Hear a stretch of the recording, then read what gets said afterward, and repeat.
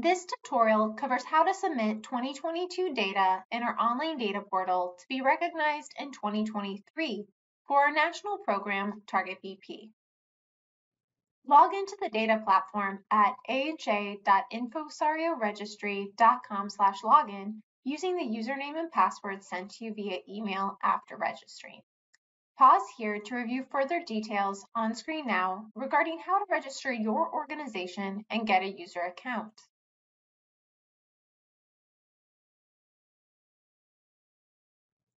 You will submit data through program forms. Click either the icon under Get Started or the link in the left navigation panel. If your organization has submitted in the past, you may have existing forms under the Edit Forms section, like I do here. Each year represents the calendar year from which that data was collected. This video focuses on 2023 recognition. For this, you'll need to submit a 2022 form.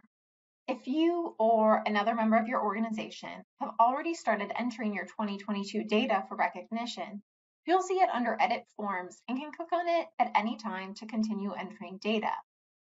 I don't have a 2022 form yet, so I'm going to click Add New next to Target BP. Then type 2022 into the reporting field and hit Submit. Target BP has two tabs of data to enter, which you can see under tabs on the right. All fields on both tabs must be completed to be eligible for an award. The first tab, Facility Information, contains questions about your healthcare organization and includes the measure denominator and numerator questions that will determine your recognition status. It also includes two questions asking you to break down your total adult patient population. One, by race and ethnicity, using the HRSA UDS reporting requirements for 2022 Health Center data. And two, by payer group. The gray boxes cannot be edited. They auto-populate as guides to determine if your numbers are matching up. The second tab asks the submitter to attest if the organization has completed specific blood pressure measurement activities by the end of 2022. Eligibility for Silver and Gold Plus awards depends on the responses given here. You can save and exit and come back at any time to revise your data. However, once all fields are complete and no errors are detected, on the Facility Information tab, the Data Entry Complete checkbox will become available. Check this box, then save to complete your submission. A snapshot of all data in the platform, complete or incomplete, is taken at the date and time of the recognition deadline, but you can revise your data at any point up until the snapshot time.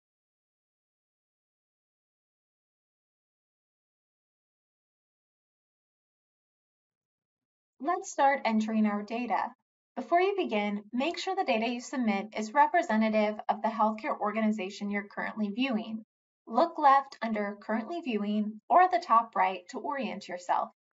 I recommend having the data collection worksheet available or filling it out ahead of time for ease. You can navigate directly to the data collection worksheet through this link in the instructions. I'm right-clicking to open the link in a new tab. Click Download PDF to open it. Questions may change from year to year, so please ensure that you have the latest data collection worksheet.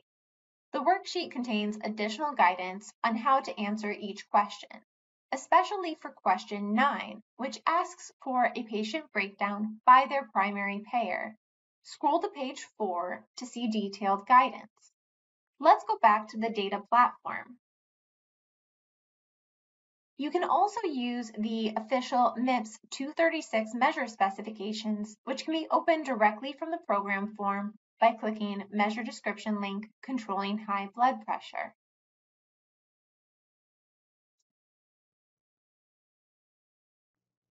The first question asks if your organization diagnoses and manages patients with hypertension, up to and including prescribing medications. A yes response is required to be eligible for a 2023 award.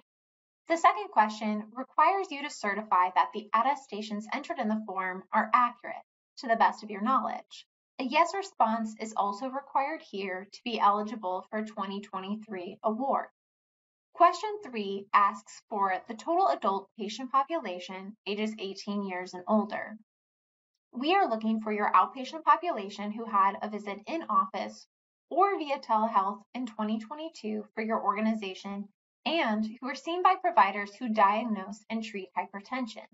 Please exclude acute care visits from this total. When pulling data for this question, make sure that you are saving this query and can further break down the patients included by category. Later questions ask you to break down this patient total by primary payer and race and ethnicity, and these breakdowns must add up to your question 3 total.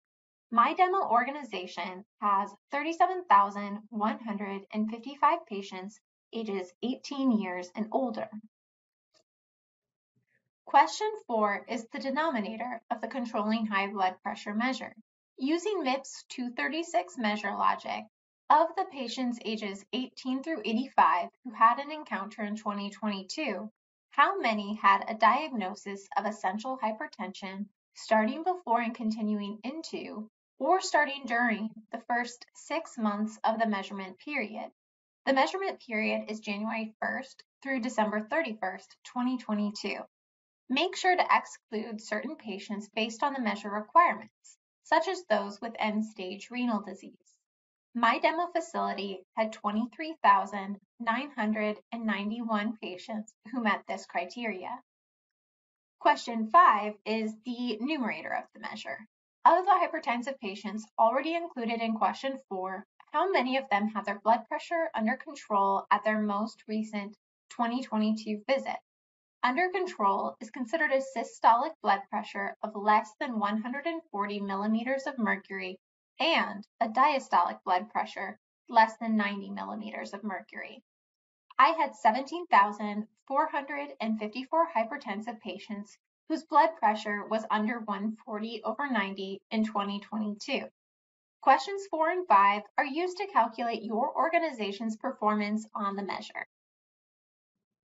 For question 6, we are looking for context on your numerator data.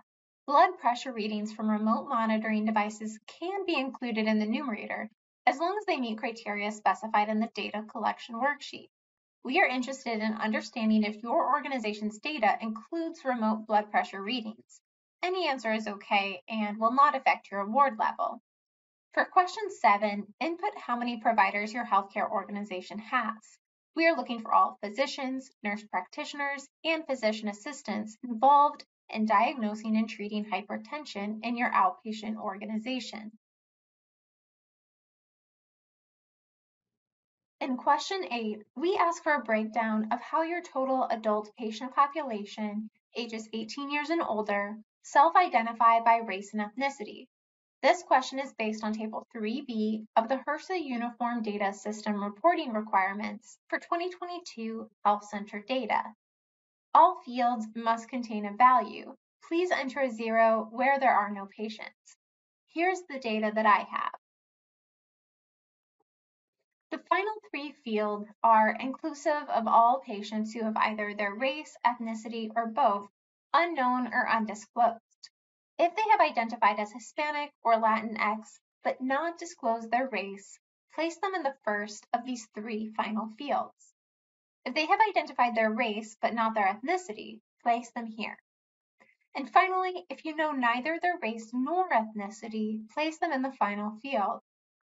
Once all fields are filled in, an automatic total of what you have entered populates in the gray box at the bottom. This box must equal your answer to question 3. For question 9, take your total adult patient population given in question 3 and break it down by the patient's primary payer. Not sure which groups your patients fall under? Use the guidance in the data collection worksheet. The last page gives guidance on payer groupings. Here's the data that I have. If you're still not sure on some patients' payer groups, put them under the Other Unknown category. Like in question 8, once all the fields are filled in, an automatic total of what you have entered populates in the gray box at the bottom, which must equal your answer to question 3. If it does not, say I change my other patients from 21 to 0, an error will appear in question 3. Because it's a red error, I won't be able to save my form. For red errors like this one, I can delete one of the fields that's contributing to my subtotal to make the error disappear, allowing me to save and come back later. That said, all fields must be completed to be eligible for an award. So in order to fully fix this, I must eventually fill in this blank so these totals align. Next up is the BP Measurement Activities tab, which we can find by clicking the tabs icon on the right. This tab features questions about your healthcare organization's blood pressure measurement practices. Questions tied to 6 evidence-based blood pressure activities. 1. Regular calibration of all blood pressure devices. 2. Reviewing a list of validated blood pressure devices. 3. Staff training. 4. Staff skills checks. 5. Protocols to obtain accurate BP measurements. And 6. Posting visual reminders of correct blood pressure measurement procedures. These responses will be used to determine eligibility for our Silver and Gold Plus awards, so it's best to consult an individual familiar with these practices before answering. Please be honest in responses. To receive our regular Gold Award or Participant Award, you will still need to answer all questions. Note that the Participant Award is only available to first-time data submitters. If you're unsure of the answers, please respond with "not sure." Question 10 represents only one activity, device calibration, but it is split into 2 parts for aneroid and oscillometric devices. To achieve this activity, your answers must show that you calibrate all devices you regularly use. If you have both aneroid and oscillometric devices, you must calibrate both types to achieve this activity. If you only have one type of device, you must calibrate that type and select no devices for the other type to achieve this activity. My organization has both device types, and we currently only calibrate the aneroid devices on the recommended timeline. I'll answer yes for question A and no for 10B. Because we have both device types but are not calibrating both devices, we have not achieved this activity. Question 11 asks you to review Validate BP or a similar source of validated blood pressure devices. These devices have been independently validated for clinical accuracy. If your organization uses oscillometric devices, select the percentage that are found on this list. If your organization doesn't use oscillometric devices, you'll note that the platform automatically chooses 0% for question 11. This still qualifies as completion of one activity for Silver or Gold Plus eligibility. After briefly comparing Validate BP and my organization's inventory of oscillometric devices, I'm approximating about 15% of our automated devices are validated. I'll select the appropriate range, 11 to 20% in the dropdown. However, if you answer not sure, this will not count as one activity. Please do your best to review a list and estimate how many of your devices are validated. A 0% answer is acceptable. Note, everyone should be able to achieve the question 11 activity. As long as you review an online listing and select any percentage in this field, you will receive credit for this activity. Complete questions 12 through 15 to the best of your knowledge. A yes response on any of these equals achieving the activity. Please use the data collection worksheet for details and additional resources. Once we have completed all of our questions, we will navigate back to the Facility Information tab on the right. The last step in our submission process is to check the Data Entry Complete box. An important note, if this checkbox cannot be populated, it means your data is incomplete and you may not be eligible for recognition. Please review both tabs and ensure no fields are left unanswered before exiting. I am unable to check the Data Entry Complete box. Scrolling through my questions, I can see it is because I left the Other Unknown field for question 9 blank. Now that is corrected, I am able to check the Data Entry Complete box, which ensures that I am ready for recognition. Finally, I'll click Save and Exit.